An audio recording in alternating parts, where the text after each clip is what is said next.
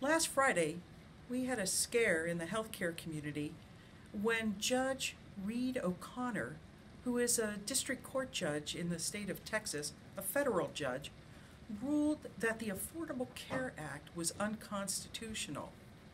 Many legal scholars believed that his ruling was not based on good law. When I say that, I mean that he found that one part of the Affordable Care Act was unconstitutional, but he decided that the whole Affordable Care Act law was unconstitutional, even though only one part was troublesome.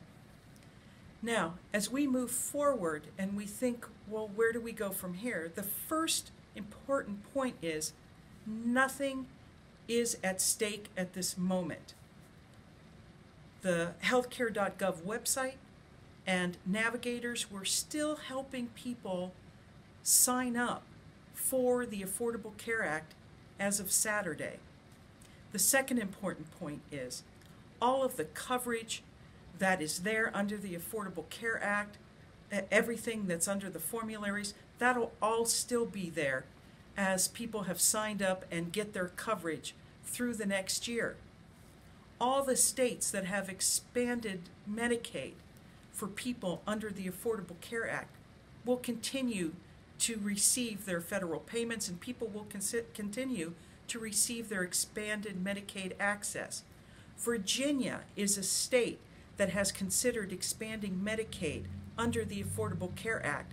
They can continue to move forward. So even though the judge has said the law is unconstitutional in whole, that law is unconstitutional, he did not stop the law from continuing to stay in effect for all of us. So that's the good news. The other good news is now 15 states have signed on to defend the law. Why have 15 states signed on to defend the law? Because under this administration, the U.S. Department of Justice decided not to defend the Affordable Care Act. So we have a Justice Department that will not defend a law of the United States. So 15 states had to step up to defend the Affordable Care Act. On the other side, there are 13 states that have decided to oppose the Affordable Care Act and challenge this law. So I believe that some of those 13 states, now that we've all had our right to vote, advocacy matters, and so does your vote, some of those states are going to be switching to the other side and joining those 15 states to defend the law, because your vote counted and those states, the party balance shifted. So for now, I wouldn't panic. The Affordable Care Act is still in place. It doesn't matter what Judge O'Connor did in Texas.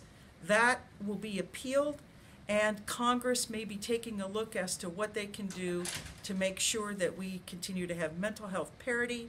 Kids can stay on their parents' health insurance. We can all have the pre-existing conditions. That discrimination will not be in place, and that all of the other benefits we get from the Affordable Care Act will remain for us.